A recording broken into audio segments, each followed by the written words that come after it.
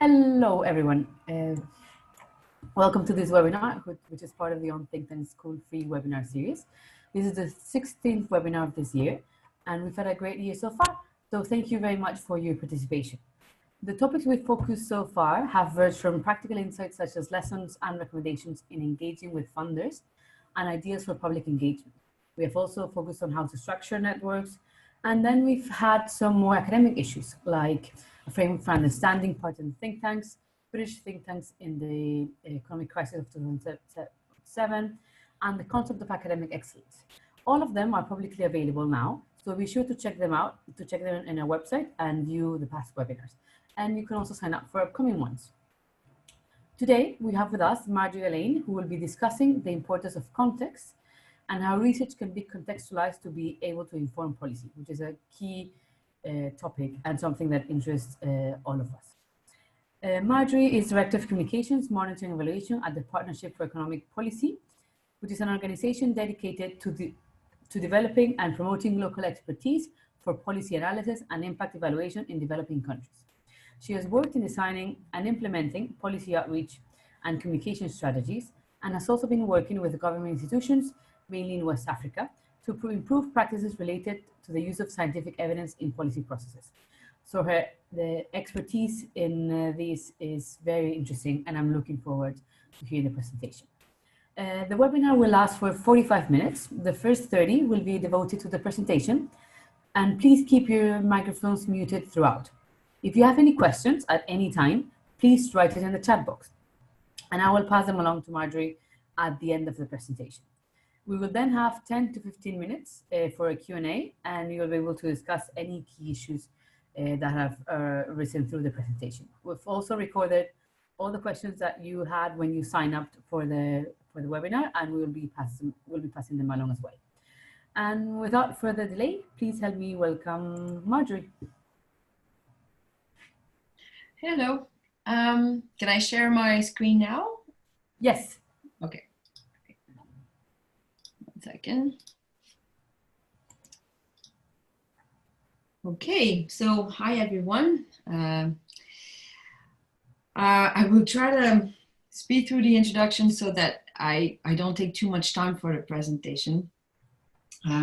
If you have questions about a specific topic that I'm talking at the moment because it's not clear enough, please let me know right away. But otherwise, if you want just to provide feedback and your opinions, we can do that at the end to make sure I don't take too much time. I'm having a bit of a, okay, there you go. So yeah, the topic I wanted to address today is one that's very, typical, classic. It's a challenge that everybody's facing on both sides of the research and policy nexus. The idea of increasing the influence of scientific evidence on policy decision-making. There's an increasing number of initiatives trying to tackle this issue, improving evidence-informed policymaking, both on, through various angles. My personal background with this is that, well, I've been Director of Communications for PEP, which produces a large amount of research every year for 10 years. And through that experience, obviously my mandate has been to improve the communication of PEP research, but also its policy orientation and impact. And although I'd say that we've been successful in many ways, I mean, we've achieved some good things. There's been a persistent challenge in this regard for me and for my team. And it's the idea of trying to draw a useful policy recommendation out of a PEP research paper. It seems that there's always a gap somehow between the findings and the actual recommendation. And the recommendation itself the policy brief that results from it never feels like it's really a policy advisory piece. It's more like a summary of the research work. So that's a very persistent challenge for us. And on the other hand, I've also been working increasingly in past years directly with government institutions. I used to think the problem was from the research side because researchers don't understand policy. But then when you go, I've been working with both staff and officials from government institutions, and you realize the problem is also there internally, trying to transfer scientific evidence from the technical experts to the policy advisory process. It seems there's a gap there. The evidence falls through. There's something that happens that prevents this transfer. And so we've tried to, working with both sides, we've tried to analyze both processes and try to find where would be the gap, what would be the solution to fill this gap. And I think we've come up with an interesting solution recently. And it's a new approach that we're implementing through PEP, and that but it's new, so it's still up for debate, right? I don't have evidence yet as to its results, so I'm looking forward to some feedback to this webinar too, to get your view or your opinion as to how this could be a real solution or not, or but first I'm going to walk you through our analysis, how we came up with the solution and how to go about it using an example, and then we can talk about the result. So to start, we started by analyzing both processes. I'm not going to describe them in detail, but basically, from the science process, you start with defining your problem, and then you find a way to answer your question, applying rigorous methods to produce the new information, reliable information, and then in the end, you communicate your results. So that's the science process. On the other side, you have the policy process, which is where once you define your problem, you try to gather as much information around it as you can, and this information is processed into, is processed so as to be able to define what are the best, what are the policy options, and to support decision making. So traditionally, we expect the connection or the link between the science and the policy process to happen basically here. So from the communication of the results by the science process, this information communication should be, assimilated when gathering evidence or information about the problem from the policy side. What are the challenges with that? There are several, and these challenges are embedded into the very nature of each process. First, you start with, at the very onset of the process, defining the problem. Problems are seen or perceived differently from the scientific side versus from the policy side. The questions you ask are not the same. A research problem is not the same as a policy problem. I'll try to illustrate that later on, but the idea is that if you ask different questions, if you view the problem differently from the start, you'll seek different kinds of answers. So that's the first challenge. Another challenge is that the science process aspires to objectivity, so minimizing the interference of values or subjectivity. While on the other hand, policy is representation, so it has to reflect public values. So again, it's two very different ways of looking at the same problem. Another issue is that the scientific process aims at producing information on a very single, specific issue. It's one piece of the puzzle, if you'd like. While on the other hand, policy has to consider, when making policy, you have to consider a much larger set of considerations of issues to be able to make an enlightened decision, right? So as a result, all of these challenges result in the fact that it's very difficult to translate the single piece of information that's produced by science into a useful policy advice. And what would be the solution for that? We came up with the idea that to be able to communicate scientific evidence effectively into the policy process, we have to aim higher. We have to make sure that the communication really supports the policy advisory process, not just transfer a single piece of information, but provides more of a contextualized portrait of the situation. You have to be able to say, you have to position the evidence into the broader set of policy considerations. So you have to be able to say how the new information that you produce to research contributes to inform the policy options available for the decision maker and the evaluation of these policy options. To be able to do that, there's a step missing. There's a stage of further analysis that needs to be conducted and completed to contextualize the evidence. And that's what we call a type of policy paper analysis. I'm not saying we have to produce a policy paper itself, but to conduct the same kind of analysis that a policy paper will produce. And I'm going to illustrate that with an example. I've picked one of the projects from recent years in Benin. It was a very successful project in many ways. And it's about youth unemployment, actually more specifically the transition period for the problem of a too long transition period for youth graduating high school to access the labor market. So youth basically can't find jobs after graduating high school. Now you have the problem, going back to what I said before, the challenge starts with defining the problem. From the research perspective, when you have a problem like that, the objective is to assess the problem and the related solutions. So you'd think that the policy would want the same thing, but actually the objective of policy is to identify and implement the best solution to solve the issue.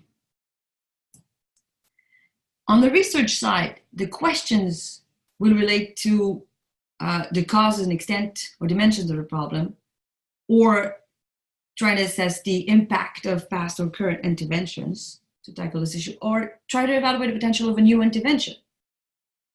So either way, the research tries to produce an assessment of one aspect of the problem. On the policy side, questions that a policymaker will always have is, first, why is this a priority for action? Why should I try to tackle this problem or rather than the others? The second question is, if it's a priority, then do we have practical options, solutions to tackle the problem? And finally, what would be the relative gains or losses of those options? Again, in policy terms. So the questions for policy are more related to action than assessment, what to do. If we go back to the example, the problem in Benin, right? Well, the problem, what the government in Benin has been doing so far to tackle this problem is to, well, since 2007, they've been implementing programs providing entrepreneurship education or work experience for high school graduates, so after high school. The objective of our research team was to assess the potential for a new solution to improve this approach, to increase its outcomes. The question was, the question that they asked was, would work experience gained during high school help the youth transition more easily into labor markets, so find job faster?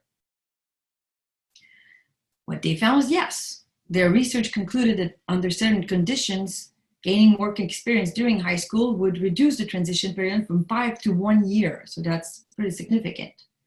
So their conclusion was government has to encourage or support work experience for high school students. That was basically the message out of this research paper. Now, it seems credible, but the question is, does it answer or address the policy needs? The policy perspective is to identify and implement the best solution. So the question of the policymaker will be, is this the best option we have? To be able to know that, we have to know how this option compares with other options. And if it's really the best, how do you implement it? These are the two questions that a policymaker will want to be answered when communicating a policy recommendation. And right now, the policy brief out of this paper doesn't do that. So that's how it fails to be a good policy advisory piece. So these are the two steps that I think must be added or completed, achieved to complement our research work. So that communicating, it's so that it's a way to move from simply communicating research result or a single piece of information to the process to really support the policy advisory process. And to be able to do that, there's need to conduct a policy context analysis, which is not rocket science. I'll illustrate again through the example. It's not so difficult, but this is what is not being done right now to connect scientific evidence to the policy needs. Policy context analysis means basically to understand or define the problem from the policymaker's perspective. You have to understand, we have to know or find information about the history and the range of related policy interventions around this issue. What's been done here and elsewhere or in similar contexts, similar countries to tackle the issue, what worked, didn't work. Also, who are the key actors and institutions involved in the policymaking process and what's their relative position? What are the prevalent views? If is there public debate? Oh, sorry. You have to find out about the political and budget commitments and considerations around the issue. And all of this should help you identify what are the most relevant or applicable options for policy intervention in this context. And once you have what you think are the most likely scenarios for policymakers to choose from, then you have to find out about the other options that you're not recommending. Have they been analyzed? Do you know if they work? Are they being considered right now for policymaking? To do that, of course, it's more work. It requires further different kind of literature review. By different, I mean that it's not the same kind of literature review that you'll do for a research work. There's a lot of gray literature involved and lots of, exploring media and also consulting those who handle these issues in practice. So various different kinds of parties and experts. So it's more work, but it's not that much. I know because we require all PEP researchers to do it right now, and it's doable. So once you have identified the most likely scenarios, options for policy, then you have to compare. The first step to really produce a useful policy recommendation is to compare your option with the others. And to compare it, you have to be able to know what are the most strategic policy considerations. Again, to illustrate, first, okay, you identify your policy options. Let's say that in this case, well, you have three most likely scenarios. You have a status quo, meaning, current policy, that the government may decide not to change anything of what they're doing right now. You have your recommendation, which is to include a work while in school program to the current policy, the current government programs. And then you have a third likely scenario that, to complete the current program, which involves entrepreneurship education, with a microcredit program or service. Compare the options. You have to know which are the most strategic considerations of the policymakers related to this issue. Usually, the core dimensions that are used to assess whether it's a good policy or not are these ones. The effectiveness of a policy, how does it achieve the desired outcome, costs and budget implications, how much it costs, but also, and if you want this argument to be useful for you, conducting a cost-benefit analysis can be a very powerful argument. I'm going to get back to that. The dimension of fairness or equity for the population groups, does it improve inclusiveness, gender equity, etc. Acceptability by the population, would it be a political risk to implement that kind of intervention? And then feasibility, do we have the means, technology, capacity? These are the core dimensions that a policymaker will consider, usually generally. Again, this can vary depending on the context and on the policymaker and on the type of intervention, but these are the ones that come out that are applicable in most scenarios. So you compare your three scenarios with each dimension. Usually, a research paper will produce information about one single part of that whole comparison, and it's about the effectiveness of a policy program, right? It means that you will have to find out about what was known of the effectiveness of the alternatives. So that's where the research has to be done, the further research. Then you have cost budget implications. You can know about the general budget, how much it will cost to implement the new programs. But ideally, you want to use that as an opportunity to show this as an investment. Cost-benefit analysis is not rocket science either. I'm not going to get into that, but it's doable by anybody, as long as you have the assistance of an economist or statistician to monitorize as many costs and benefits as possible. But if you manage to do that, then you can present the cost as rather a return on investment. So you can tell, a cost-benefit analysis will tell you, if you invest $1, you'll get that much in return. So you can say if you invest $1 here in costs, you will have $3.75 in benefits, or $2.5 in the alternative. You see how I'm using green and red to illustrate a different part of the argument. It's just a communication tip to make it easier to read for someone who's trying to assess the situation using this synthesized information.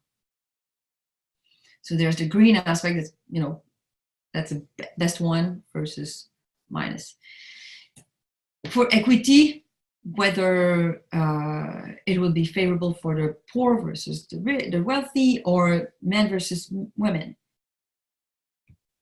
I'm using this to illustrate that the PEP research showed that while this would be productive in terms of achieving the outcome of additional youth employed, it seemed to favor more men versus women. So it's important to be honest about the limitations or the shortfalls of your recommendation as well, to be credible. It's also important to be honest in what you don't know. So whether or not this type of program would be acceptable for the population, you may say, you know, we don't know about that. We haven't been able to find out. On the other hand, we know that a microcredit program would be, you know, is seen very favorably by the population. So again, being honest, and then feasibility. Yes, everywhere, because I think these are doable, but in some cases you can say it would be feasible, but with difficulty you can specify what are the main challenges in terms of feasibility for each scenario. So out of that, basically you have in a whole argument. It's always better to present it as a table rather than a 3-page text. But you have a whole argument to justify why you're recommending this particular approach or the program versus the others. And these are arguments that really call to the policymakers' interests.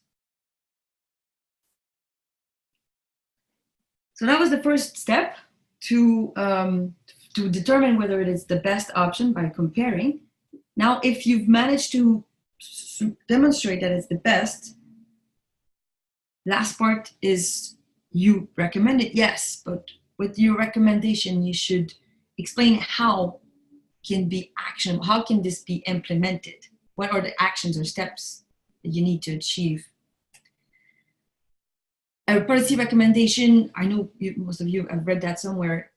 Obviously, it has to be applicable, affordable, acceptable, feasible. And you all know that already from the analysis of the options. But it also has to be actionable. And actionable means it has to be practical. It's a practical solution. It's because, well, a policy recommendation is never, the solution is never a single action. It's a strategy. So it's a set of actions or a set of recommendations. And you need to present each step. I'm going to go quickly here. So with our example, the objective is to produce a policy, to create a new work while in school program. Basically, you outline how you're going to achieve it, how you can achieve, what are the steps, and also to make sure it's done correctly. Step 1, you analyze the labor market opportunities, you know, for the kind of internships or apprenticeships that can be implemented. You identify and you survey your target populations, both on the business side and the student side. You create mandated government unit in charge of the program, you design a program, you pilot and evaluate, you adjust and scale up. So this, you know, it's easy to do, but it's a step-by-step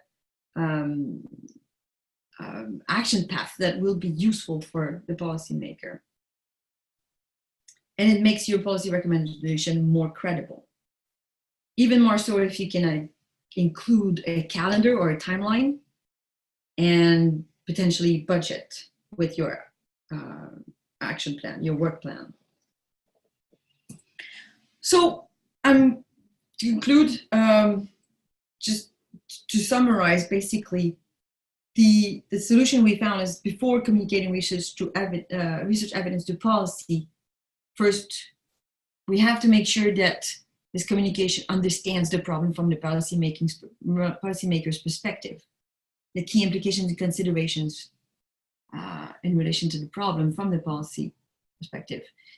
Secondly, you have to identify the most likely scenarios or policy options available to the policymaker and evaluate each option.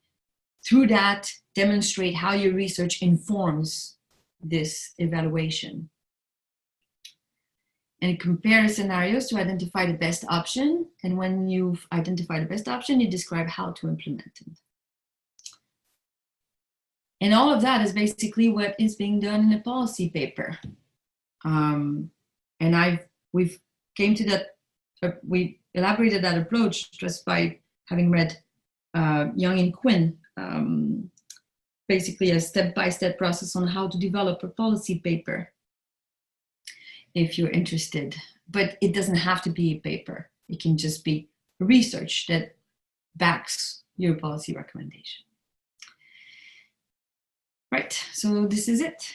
Are there any questions? Thank you, Marjorie. That was really interesting. And I have collated some of the questions from participants when they sign up, so I'll feed some of them to you. One that I found really interesting is someone asked about the political aspect of the process. So how to deal with the political nature of the process, and while in contextualizing research and recommendations. By political, can I ask what do they mean? Do they mean like the political interests that Yes. can take Yes. over the process? Yeah. The politics around the politics around it, yeah. Well, yeah, I think, whoops, sorry. Okay, hold on. I wanted to use, what have I done? Hold on a minute. Mhm. Okay. Here.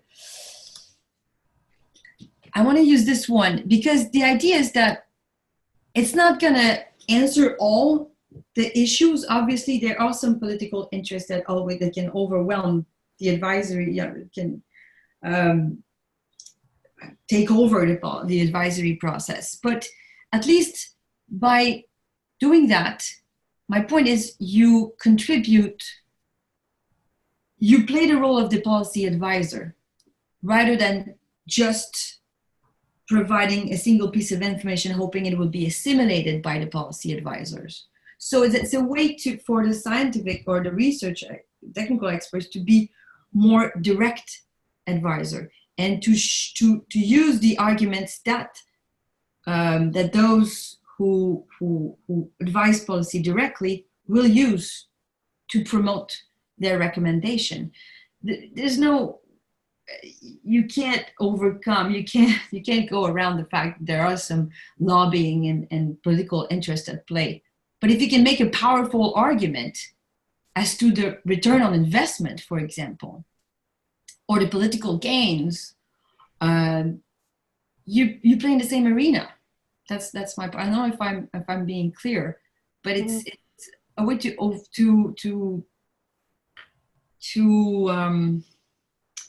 yeah, that's I guess that's what I would say. Yeah, it's a way also of building the relationship, so they'll listen to you. Yeah, you make an argument that's more appealing to the decision maker. If you can have access to those who decide, at least you overcome the danger or the challenge that when evidence is just assimilated at the bottom of the process, if you'd like, it's filtered. It's filtered through a whole process, and a lot of people who are not informed, or not academics, and don't understand the research behind it, and so the value of the information, and it can get disregarded very easily. But if you put it in the broader context, and if you show that your recommendation also relates to all the social and public considerations around it, then you'll make a more powerful argument. And well, even for the technical experts inside government, when we talk about it with them, it's something they've never done. They don't do, where they realize that this is what the policymaker wants to hear. And so yeah, it's just making the communication more effective. Okay. And on that, you mentioned at the beginning that the problem was not just on researcher side, so on policy officials. Yeah, on the government. So can you share any other examples of how you make the information more palatable? So if you're speaking with someone who's not so familiar with research or the importance of it, how do you engage with that, and how do you, can you have share another example on that? How do you engage with government, you mean? Yes. Well, you have to speak their language. You have to speak the policy language.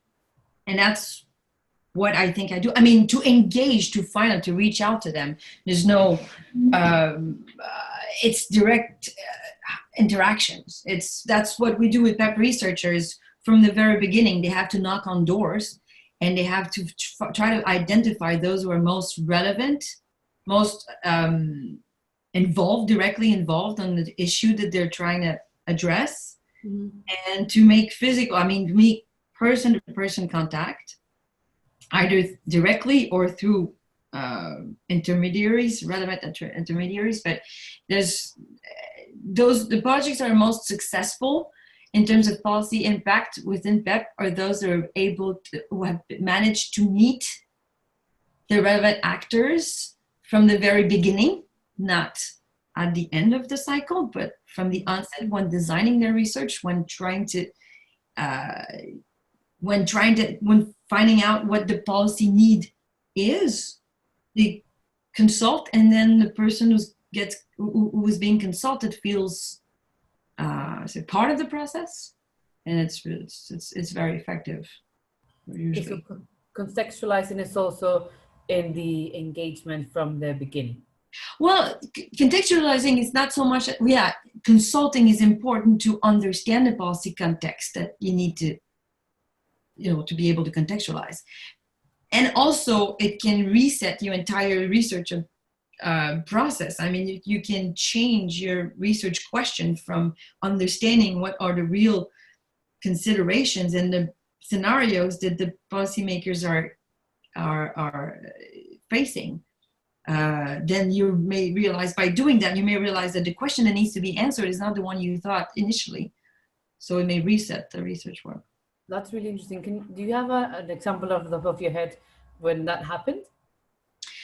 Well, from PEP, there's so many actually, but I should have gone through them and find one to have more background. But it does happen because we ask all the PEP researchers to provide to report on their initial consultation activities, and then and part of the questionnaire that we submit to them is what did you find out, or has there been any input from the policy side that made you rethink your research questions or your research design? And then yes, we have a lot of examples of and then it's not always to the satisfaction of the scientific mentors who have approved a specific proposal, and then they have to to address different kind of questions. But yeah, it happens.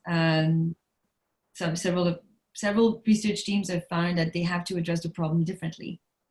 Okay, and if anyone has any questions, please post it in the chat. If not, I'll keep with the questions that you sign up with. But one that something that I found interesting is, you mentioned the importance of honesty and how that leads to credibility. I find that really interesting.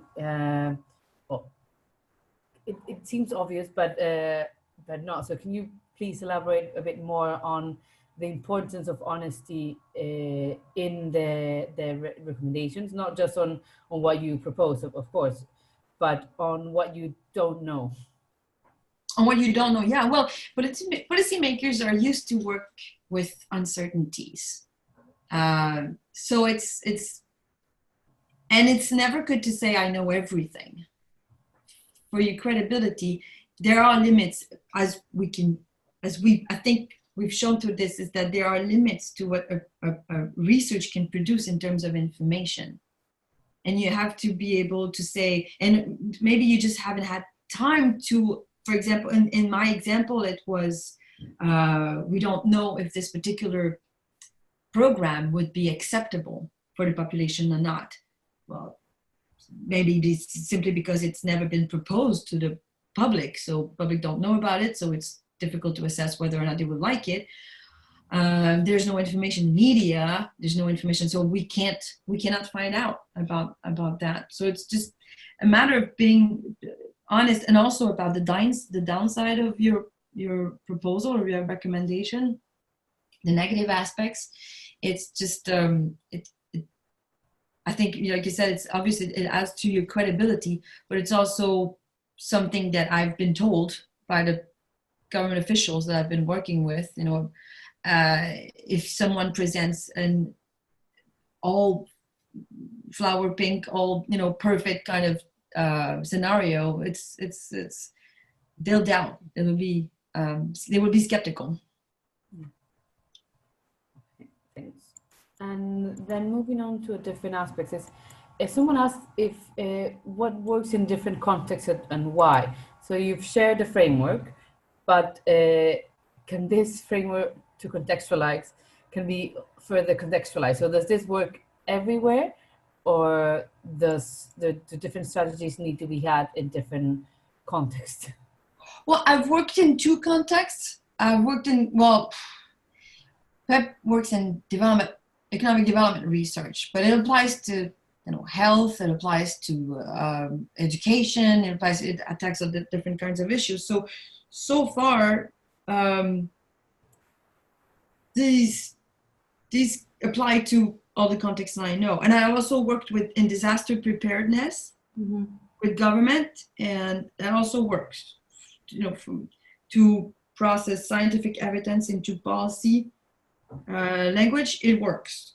But I wouldn't say that I know about all contexts. So you mean both in terms of topic of issues and in locations? Yeah, I mean, we work with many different countries, mostly in Africa, but also in Latin America, and this so far applies to all the examples I can think of. But in terms of topic, it's maybe the type of science that I cannot say. Whether in medical, science would it work? But I know that any policy research or research that seeks to inform policy decisions and policy interventions, I think it does, yeah. Okay. And there's another question on how to keep a balance between making the information simple but not simplified. So there's a lot of questions on how to deliver outputs that is simple enough but not simplified. Right. You mean when you're communicating the... Yes. Right. And also relate to the platforms that you use or the what you use to communicate. So you've mentioned policy brief, but videos or any other form of communications. My answer to that is usually to try to find a very simple format that will allow you to communicate on as many aspects of the research results as possible, research work. So it's not so much about simplifying as in just getting one information out of a whole process or a whole set of results, but it's more like the way you present it. It has to be like a table for me, like the table I presented, or an some kind of visual tool that will show the relation between the various aspects and present it in a one page, one image, one view kind of thing. So it's so yeah, it's not so much simplifying the message as in simplifying the format in which you present the message. It's always better to have something visual and with as few words as possible, although you can have many ideas, but each represented by very few words and into a visual scheme rather than a text. That's my, for us, avoiding text, avoiding paragraphs, avoiding 10 lines, which are often not read. You can say a lot of information. I could show you an example of moving from 2 paragraphs into basically. Oh, yeah. Would you like to see that? Yeah, let's have that as the final Okay. final. Okay, so hold on a minute. I just need to find it. Showing my screen at the same time, and I okay, where can I find? And while you do that, if anyone has any final questions, please share them now. If not, it will be ending with this example. Okay.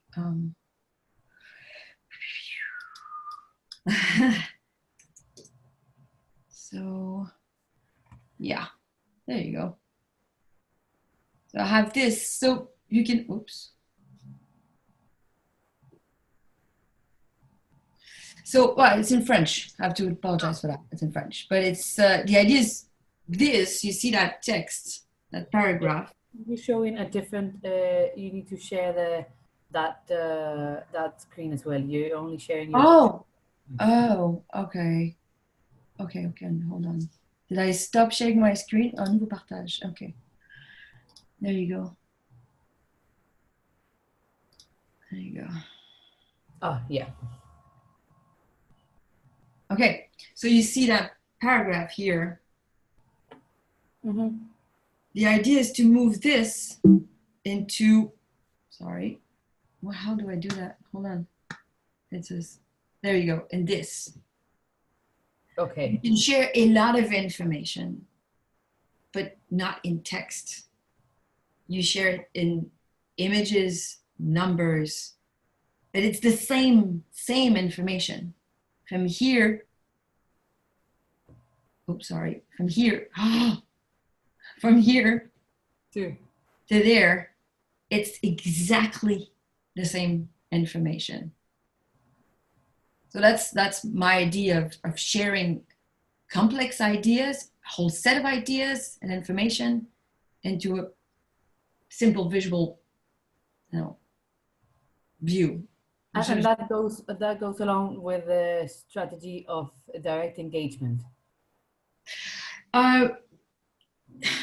Yeah, but that's communication. That's if you want the message to be appealing, if you want to pass on a lot of information in a simple way, that's communication. Communication is a means to effective engagement.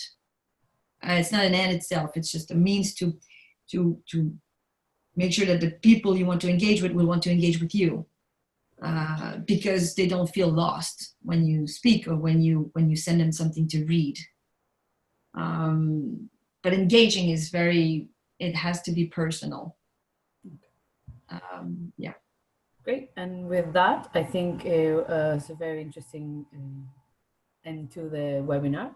So thank you very much for doing this. This has been really useful. And to all people that are participating, we'll share any links that we've mentioned in a follow-up email. And if you want, we can keep the conversation online with Marjorie and with us. And thank you again for doing this. I don't know if you have anything else you want to share. If not, thank you. No? Okay, thank you. Okay, thank you very much. And thank you all. Bye. Bye.